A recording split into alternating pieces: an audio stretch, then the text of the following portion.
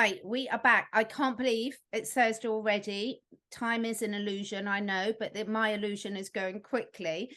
And I'm back with Brice again, and we're going to be talking about a couple of things today. First and foremost, about how one of the best ways that you can help yourself is to help others. And secondly, about how everyone can start sharing their gifts. And, you know, when you get a new awareness, a new tool, a new knowledge, the secret is once you've got it, what are you going to do about it? So first and foremost, how are you doing today? I am so good. And I want to let our audience know that I will be out of town next week. So you won't have a coffee chat with us for a couple of weeks, but I'm really, really good. It is getting warm, very, very warm, very quickly here in the United States. So I am good. And yeah, I'm so excited about this topic because I think this is something that you, me, Shanti, Mornay, a few of us in our community have been kind of shouting from the rooftops. And it's funny you say this because we were chatting beforehand. And I didn't even think about this, but as you were saying, a memory popped into my head. And I think we always put things off for tomorrow. Like I'll start my diet tomorrow. I'll do this tomorrow. When I have my money, I'll do this. When I am a size 2, I'll be able to do this. We're always moving the goalposts for ourselves. And I remember I was in the car in traffic, and this was years ago. I was listening to this radio show where they were talking about what happens to our mind when we put things off for tomorrow or for the future. We're perceiving the action being done by a different person because we're not in the now. And so that's why so many people tend to put things off, is because they're not here in the now.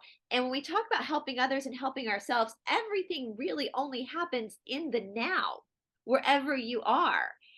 And I think that's one of the biggest hiccups we're seeing right now, is so many people are projecting their ability to make change, whether that's within themselves or within their communities, for a future event. Therefore, it's something outside of themselves, and therefore responsibility becomes off of them. And I know they're doing it subconsciously. It's not a conscious thing. So yeah, this is super important to talk about.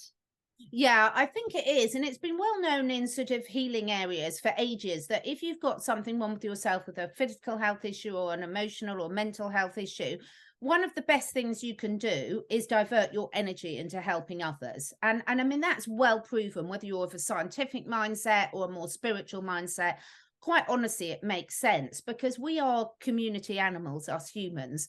We might not act like it at the moment at times, but we really are. And when you really put your gifts, and I'm going to come on to what I mean by that, into where you can share them and really help others, then everything starts shifting in your own reality. Because one, as you've just said, you're taking action now, right here, now, not waiting for something to be perfect. But secondly, you know, if you believe at all in your law of attraction, the law of vibration, all the universal laws, if you're waiting for something outside of you to happen, it's like get into the high vibration and what's going to get you into the high vibration? Doing something positive. And I think this is one of the reasons why we've been talking for so long about, look, stop following the intel, because that's always like when we enter the age of Aquarius, when this happens, when the reset happens, when these healing modalities happening, it's all here, right now for us if we want to grab it.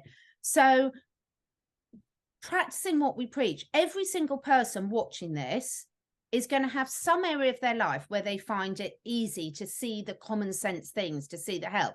So for me, what I find easy is I find it really easy to see the world through animals' eyes. And therefore, for me, if an animal's suffering or we can do something better, it's easy. So that knowledge doesn't seem like it's valuable to share because it seems so obvious to me. But to other people, it's not.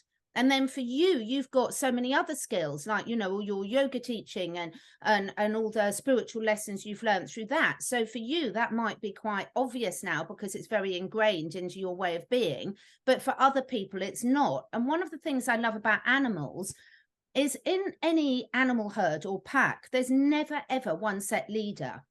Different animals take the leadership roles at different times. So one member of the horse pack might be best at finding water, and one might be best at finding the best grazing. And one of them is the one that's hyper alert and really tuned into its intuition so that it can listen out for dangers and predators. And that leadership role will, one, change multiple times throughout the day based on the circumstances and what the needs are, but it will also change throughout the course of that animal's life. So when it's young, it might hold one position, and as it gets older, it might change to a different. But there's no judgment or hierarchy there. They're all needed for success. That's so, we were talking about this before we started filming, and I spoke about this yesterday on the Telegram show, Enough is Enough. And yeah, so as you guys know, and as Catherine knows, my dog is a street dog. He was rescued from the streets of my friend, who lives in Birmingham, Alabama, very close to me. She had come into India as we were leaving. And Ravi, as a small puppy, kind of just wandered up to the shala early in the morning. The lights were on, and he came to the lights, and she literally like scooped him up, and basically she saved him, because we don't know what happened to his mother. His mother was probably put down. That's what they do. And then they leave the puppies just to die on their own. So my friend took Ravi in and basically kept him alive. And then she messaged us, and now we have Ravi. Ravi's here, and my dog, and he's been here for 6 years now. And I was telling you, Catherine, when you talk about helping others, so if we look at something like a situation of an animal and how that ends up helping you and helping the community, I was, again, talking about this last night on Enough is Enough. If you look at the law of one, and this always makes me emotional, and I just did my makeup, so I'm going to try not to get emotional, because it's just so sweet what our consciousness, what our soul does. So in a pack in the wild, yeah, they have this really non-judgmental working.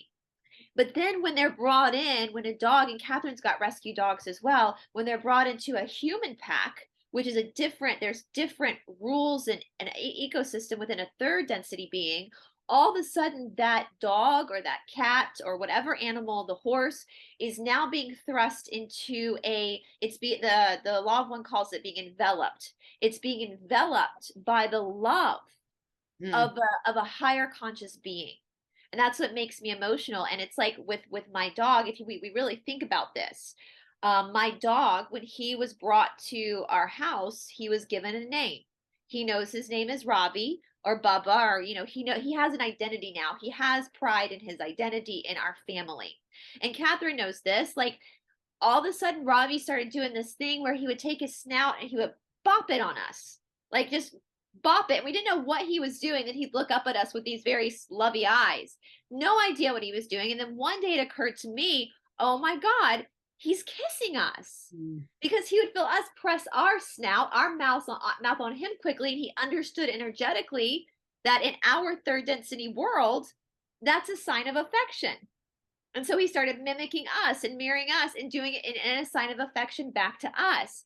And so even though I gladly would take any rescue dog into my house, no problem, in that act of being, and you guys know, and Catherine knows, having animals, it's like having a perpetual child. It takes a lot to house an animal. It's definitely, in a lot of ways, you are doing an act of kindness, of service outside of yourself, but the payback from that, to then get that love back, and to have that animal all of a sudden, now whenever Ravi is very, very affectionate towards me, specifically whenever I'm not feeling well, he will sit at the end of my bed. He won't let my boyfriend in. He barks at my boyfriend because I'm not feeling well, so he wants me, so we've got this now, and that love is paid back and is fulfilling back. And so when we look at that tango that we do with each other, when we extend ourselves out to help that which can't help itself in the moment, or that which is less fortunate, whether that's just going to a food bank and serving soup to the homeless, or and how amazing is that when you're having pity parties for yourself, and you just make the decision in that moment to transmute that. You go, you know what? I'm going to go serve food to the homeless today. I'm going to be out. It's one of my favorite quotes is, be the love you never received. Absolutely. And it can be so many different things. It can be going and having a cup of tea with an elderly neighbor, or feeding the birds, or anything. But I think the great thing is we all talk about gratitude. I was talking about this yesterday with Shanti. Was it the day before? I've lost track of time. But what we were saying is, some of these things, these lessons, we can all say, it's very easy for us all to sit here and say, it's all about what's inside of us. It's all within. you know, these standard phrases you say, but what does it actually mean? Which of these are hitting home enough to actually change your behavior? Because we all know if we keep doing the same things, we're going to keep getting the same results. Now, yes, it's nice to have nice things to look forward to. And it's part of our human existence. You know, in our human existence at the moment, we are living in a world where time exists in our reality for a lot of us. So there's nothing wrong at all. We're not saying don't look forward to things, not at all, but it's all about the balance again. And what I sort of try and say to myself is, what every day, making sure that you're giving back, making sure that you're focusing on whatever it might be. It could be picking up an earthworm off the road, you know, however big or small it is. Mind you, the birds won't see that as a gift. So you've just taken their breakfast. But it can be whatever little thing it is. And I just honestly think that if every single one of us now watching this, and again, we always say this, Brice, we're talking to the converted with our audiences, but children do what we do, other people do what we do, not what we say. So if we're saying all these things and we've got the intellectual knowing about some of these things, which will make us nicer people to be about, more compassionate people, more understanding, able to be the type of person where someone can admit their vulnerabilities and weaknesses to, and being able to offer some guidance, we can't do that if we're not embodying that ourselves.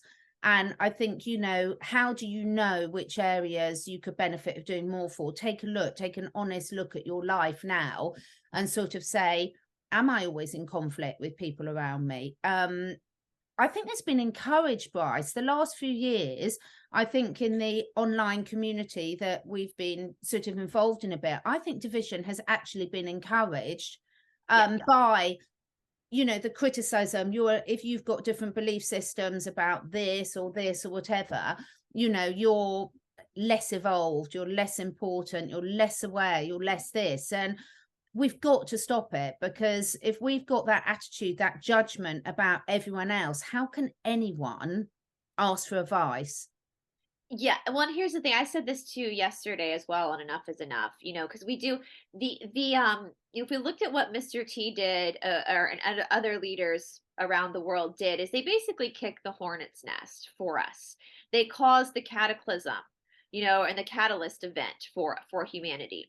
And so, and we kind of spoke about this beforehand as well. So like when we started to learn about all these horrific things that have been going on under our feet, that was kind of the catalyst for humanity to go, okay, we got to course correct. Now, what we see happening is people are just staying in the catalyst. They're just staying in the chaos. And everybody knows I love reality TV. I think it's hysterical because I know it's orchestrated. I know there's not, you know, it's just fun. It's like junk food for the mind. You know, I don't take it seriously. But what's happened is I feel like even in our community, people are taking this and turning it into their own reality show, their own drama, because they're getting feedback versus saying, okay, I don't need to know anymore about what's going on with the controllers. I don't need to know anymore about their religious practices. I already know that. But what I can do is start to course correct myself. What I can do is start to find my own power, take my own power back, and start to heal myself versus staying in this low vibration of just gossiping about it. And it's interesting because we know when you have a trigger moment, and everybody knows what being triggered means. And a lot of times, sometimes not, sometimes it is a PTSD thing.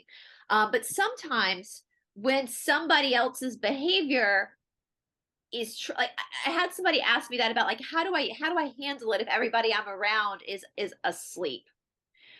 Well, what's happening is your brain, which has been programmed, is pushing back against something your soul is telling you to pay attention to. So these triggers are coming from, even within our own community, there's brainwashing, major brainwashing going on. So if you are following and taking every single truther's word for it, then you are no different than the person who's taking Dr. F's word for it, or the person that's getting all of these. You are no different. Because you've taken that catalyst and you haven't grown from it. You're living in that catalyst of us versus them, of you guys are brainwashed and we are not. But yeah, guys, I'm telling you, I think Catherine and I know a lot more than we can actually talk about. 90% of the people you watch are paid by the 3-letter agency to mind control you in our community. And yeah, okay, that's shocking to hear, but now that you've heard it, now you can go, all right, I can listen to these people, but I don't have to take what they say seriously, and I can continue to work on myself. And the more I heal myself, the more I work on my shadow side, the more I bring that suffering to light, the more I can let it go, and the world around me starts to change. Yeah, absolutely. And you and I've said it, loads of times. I mean, people's belief systems shouldn't define them, because that's something that will change multiple times throughout all our lives, because as we find out different information, as we work on ourselves, our beliefs can change drastically. Even what we label as core beliefs can change really drastically based on new information, and they should do, because if you're not going to evolve and change with the information you're getting, what is the point? And so therefore, if we're sort of judging other people for certain decisions they've got, wonder what the response would be. I suppose it comes into, and by the way, when I'm saying this, I'm not pretending I always get this right, disclaimer, because I don't always get it right, but it's awareness there. So if you're opening up conversations to people and saying, well, have you thought about this? Would you like to see some information? I deal with it all the time in my natural therapy work, because I've been working holistically with people and animals for healing for years now. And there's a lot of resistance to healing, because quite often someone's condition or disease can define them, whether it's theirs or whether it's a loved one, whether that's another human or an animal. And that's not, again, it's not a conscious decision. There's no judgment in that, because you've had to get used to it. It's a great survival strategy to build those walls around you. However, when you get to the stage where you think this is no longer serving me, just like you've been doing in all your shadow work challenge and everything, it can be hard to break down those rules, but there's something inside of you that says, I need to. So whether that's a core belief, whether it's a way of communicating, whether it's a way of feeding yourself, whether it's a way of how you're interacting in your communities. We all talk about what we want in the new world going forward and how amazing it's going to be. But what is each and every one of us doing today in our existing communities to make it a more friendly and a more approachable place? Have we gone around and introduced ourselves to a neighbor that doesn't know us, for example? It's interesting you say that too, because I know everybody's just waiting for somebody else to do it for them. Everybody's just waiting for this big flip to happen. And I'm not saying that a flip isn't going to happen, but I don't think it's going to happen in the way we think it's going to happen. I think it's going to be a slow rollout, because people do have a nervous system. We don't want to put people through shock. And so with that being said, though, you have to start that rollout now within yourself. What do you not like about your life? And I do see this in yoga a lot. I think a lot of healers see this, where people come in and they're miserable in their lives. They want the change to happen, but then when the change starts happening, they're more comfortable. They run away because they're more comfortable with the suffering they know versus the liberation they don't know. And so you have to be prepared that sometimes expectation and reality are two totally different things, and you have to be able to ride the wave of that change where that change needs to take you. And that of course requires having faith in something bigger than yourself, in a dharma, but also the whole victim mentality. I mean, I filmed with our mutual friend Hillis a couple of days ago. It aired yesterday, and he's amazing. He's amazing. I'm like, where have you been my whole life? He was like, we don't need any more victims. We've done that. We've done that. Laugh about it when you've been one yourself. Laugh about it. Let that go. Release that energy. We talk about animals shaking it off all the time. Yes. We can shake it off. That's why you and I, when we spoke to Kelly Thiel and when we've spoken to James Saleh and things, releasing these parts of you that no longer serve you. These people are incredibly brave, being that open a book and talking about their experiences. I think it's amazing when people can be that honest about, I have done this in the past. I did think that in the past. I did do. Oh my God.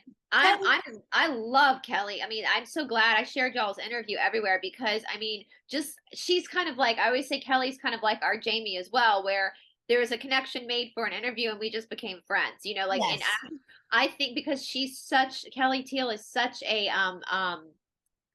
just a genuinely good person, and she's used her experiences, and I've seen her say in multiple interviews, like, realizing you were in a cult is embarrassing, but she went ahead anyway and she exposed that to try to help other people figure out. And one thing I told her, I don't know if I told her this on camera or off camera, she still has faith in the spiritual realm of life. She's still a seeker. So part of her was never, there was a part of her that wasn't damaged. And that's that Absolutely. light that gets to keep it. But imagine if someone like Kelly had never put her story out. Mm. Like imagine how many people have been affected by her story, and all these old, all these people who were willing to just kind of put themselves out there and use their lives as a cautionary tale to help others. And that understanding starts to grow within humanity, and that compassion starts to arise. It's like I always use Kuan Yin as an example. She's come up a lot lately. Everybody knows, and our friend Cindy has said this before about Kuan Yin, like when she does her workshops, Kuan Yin, for Cindy was saying, for a while she didn't really want to touch Kuan Yin because she kind of seemed like the more demure, submissive of the ascended masters. But when you actually read Kuan Yin's story, you realize how she was able to transmute all of that, all the horrible things that had happened to her that made her just closed off, cold. And then she worked through that to be able to find strength that then led to this compassion.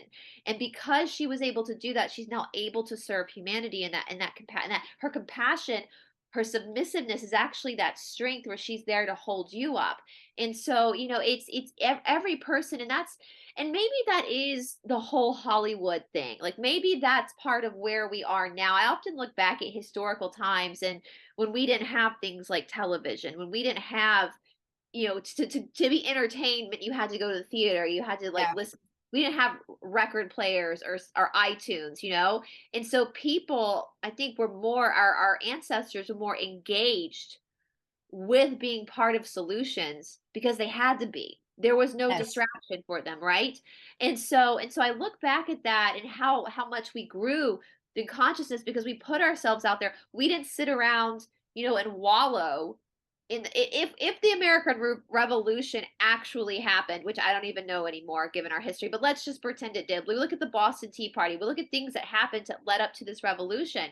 People, the American colonists weren't sitting there going, "Oh man, this is just so crazy. Like the monarchy is doing this to us, and poor us, poor us, poor us." No, they actually said, "Holy shit, look what's happening. We're going to do something about it. We're going to dump the tea in the ocean." And so not to be a victim anymore. Oh man, look at what the controllers have done to us. Yeah, look at what the controllers have done to us. Now what are you going to do about it? I'm so over hearing that, well, we're like this because this has happened, because we've all been brainwashed, because of this. Doesn't negate that that's happened, but so what? It's happened. I am not one that's going to spend the rest of the time. Now, I'm not talking about not working through traumas. That's a really important thing for people to do when they need to. But there comes a stage where we have to stop talking about what's wrong in the world. Once you've got that awareness, that's all you need to know what action am I going to take. Now, everyone will come to different levels of awareness at the time when it's right to them. So some people aren't meant to know certain things at the moment, just like you wouldn't tell young children certain things. Look at all what's happening in the education industry now, where they're trying to sexualize young children and sex education and all the other ridiculous stuff that's going on. There's a reason why at certain ages it's not appropriate to be taught certain things, because at that stage that shouldn't even be in your awareness. But also we are all our inner childs, and so sometimes things have happened to people where it wouldn't be helpful for them to know it now. It would push them over the limit. If you're going through looking after someone who's dying of a terrible disease, your focus needs to be looking after the person that's dying of the terrible disease. You're not meant to be saving the rest of the world. You're doing an important job anyway. And then you might have certain information come into your awareness when things are a little bit easier for you. And that's, to me, what the global community is doing. We're all picking up different bits of the reins as and when we've got the ability to do so. But if you're one of the people that's got the ability to pick up some of the reins and run with it, but first and foremost in your own communities, go. Yeah. Now it's time to go. And I love that. Yeah. For anybody who's gone through any type of trauma, for sure, seek healing. But Yeah. if you're somebody that's just sitting at home throwing a pity party because we're just doomed because we're in this Federal Reserve system and we're just, I'm so mad I have a birth certificate, all that kind of stuff. Here's the thing, at that point, if you're not ready to start shifting yourself, they still have control over you anyway, because it's in your mind now at this point, right? So yeah, it is literally, I mean, we've talked about this off camera, about not watching, like I don't think I've watched a truther video in maybe a year and a half at this point. I don't need to anymore. I don't need the intel. I have connections anyway. I don't need to, like, all I know is what I can do in my life to better my life and to better my mind, and offer that, I do the shadow work challenges, all that kind of stuff, offer that out to other people, because as far as like the military stuff is concerned, I'm not military. That's not my role in this life. That's something I think that maybe will help people understand this liberation too, is that we all have a part to play, and so military will do military things. Civilians will do civilian things. Yeah. And that's your role. And so you don't have to, just understanding that and I do believe that there are military going in and trying to course correct some of the bigger stuff. That's their part. Your part, though, is not to sit at home and just watch one intel video after the next. How many times can you be told the same stuff? How many times can you be told that before you go? Which hasn't actually happened, I will point out. Exactly. I mean, it won't, but how long are you going to wait? You're going to be sitting here for another 10 years waiting for, whatever your particular thing is to wait, because some people have been a long while. But when you look at some of the real pioneers, love him or hate him, I don't care. It's irrelevant. Someone like David Icke, he's known this information, but never once has he sat there and spent his life moaning about it. He's been prolific. He's a prolific author. He's prolific in spreading the world. He gets on and he lives his life and everything. So you can have a lot. We're very resilient, us humans. We're amazingly resilient, as are most animals. You can have the information and still enjoy your life. I've had to learn this big time. It can be overwhelming. You and I both do a lot of, I saw your video about the work you do in India, and I've been working with animal rescue charities for years, and everyone watching this will have their own area that they've been working to help, and that's brilliant. And it can be overwhelming. If I see one more picture of a tortured animal and things like this, it can get very overwhelming at times, and I can find myself going into a pity party. But like we always say, for that one animal you've rescued, you've changed its life. Okay, I've had it. Life's shit at times. Now what can I get on and do about it? And this is what is amazing, is every single person out here has got something that we can get on and do now to make our family lives, our community, or whatever. And if you're at peace with yourself and understand your own gifts and your own limitations, then you're a really nice person to be about, because you're happy in your own skin and you're not trying to be someone that you're not. It's the starfish story, which everybody tells. It's like when a huge storm came and washed all these starfish up on the beach, and this person was going and walking down the beach, throwing a starfish into the water as they walked. Another person walked up and said, "What are you doing? You're never going to get all, you're not going to make a difference. You got all these, you're not going to get to all these starfish before they die." And that person picked up a starfish and threw it back in and goes, "I just made a difference for that one." Yeah, exactly. And I do get it can be overwhelming. I found the last week quite overwhelming, with a lot of atrocities coming in for animals and other things, and people with very serious things wrong with them, and animals with very serious things, and you can get to that overwhelm and then breathe. This is where all these tools that we've all been learning over the course of our lives and we're all sharing with each other, this is where you say, okay, now's my time to put these into practice. Shake it off. Maybe we should action. Okay, so I know this is on your channel this week, Catherine, so I hope you don't mind me saying this, but maybe we can see, if you guys want to put in the comment section, what's one thing you're going to do today to be of service to someone else? And it could simply just be that you told someone they looked pretty today.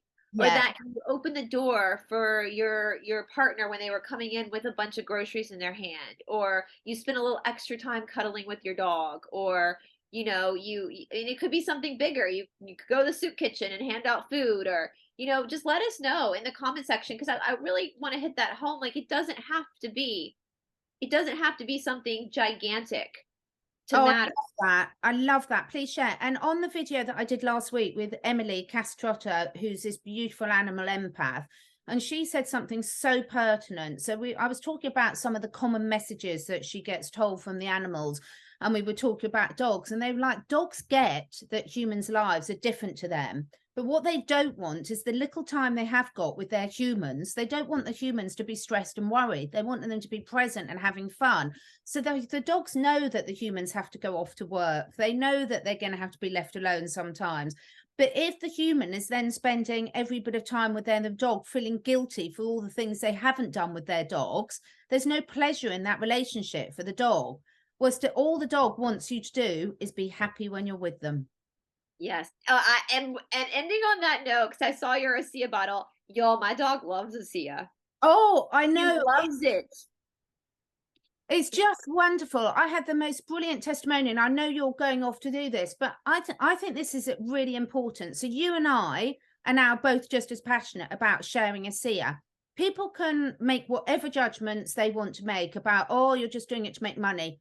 No, we are seeing story after story after story of animals, of people. My lovely friend Faye, who's the most brilliant practitioner I know, she had this horse with the most horrendous eye infection, and horses, when they've got bad eyes, they're quite difficult to treat. And she just nebulized, steamed some of the Asea into it. Within 24 hours, it was completely back to normal.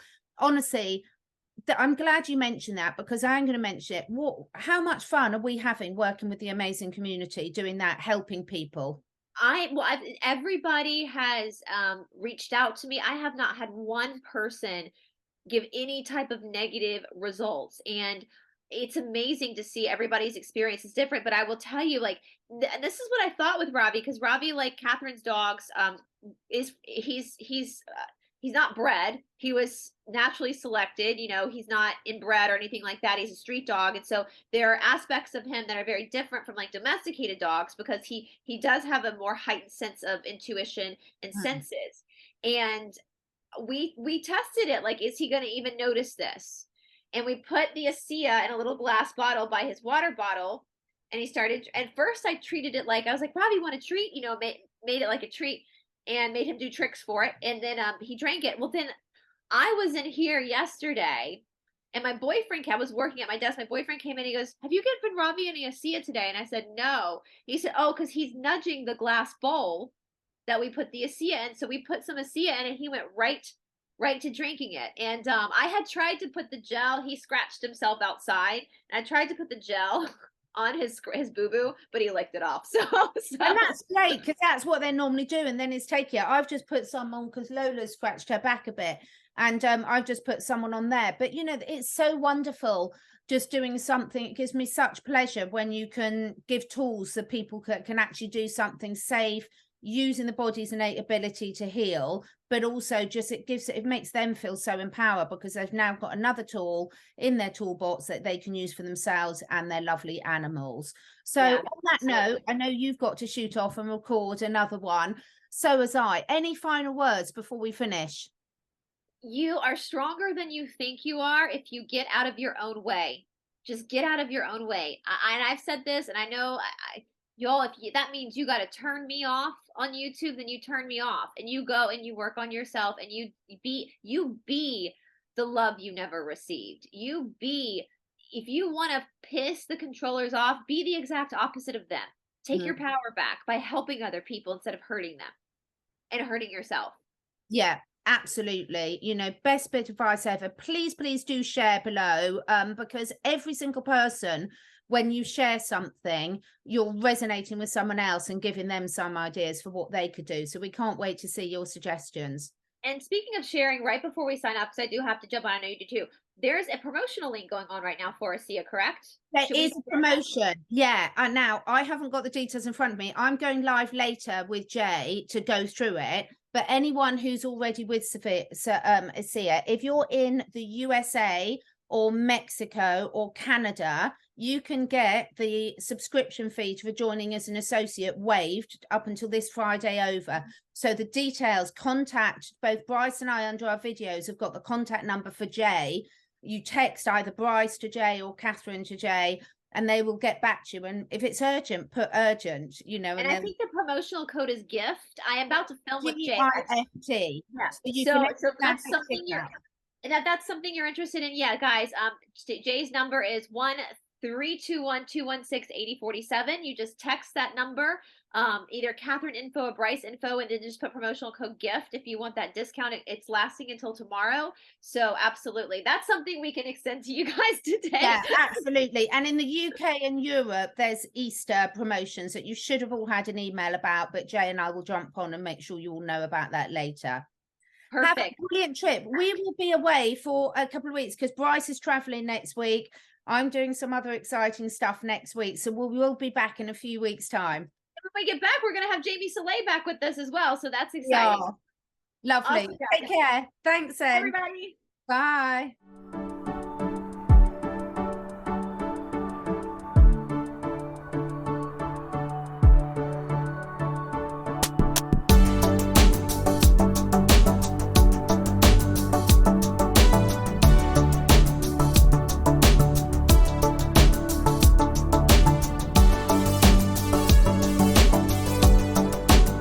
Thank you so much for taking the time to listen. And if you feel inspired, please do share with your friends and family. My goal is to inspire as many people as I can to live their best lives, to stay curious and to raise their consciousness and that of the collective. So to do this, I need to reach as many people as possible, and this needs your help. If you feel drawn, would you be willing to share your favourite episode with 5 different people? This helps us spread the word and also helps me encourage some exciting new guests to take part in this podcast. If you feel drawn to do that, I will be very, very grateful. All the links and discount codes where applicable for all the products that I support are on my 2 websites, catherineedwards.life and catherineedwardsacademy.com. All of the products are personally tried and tested by me, my family, and my clients. And finally, please do press the follow or subscribe button, depending which platform you're listening on. And above all, stay curious and stay free.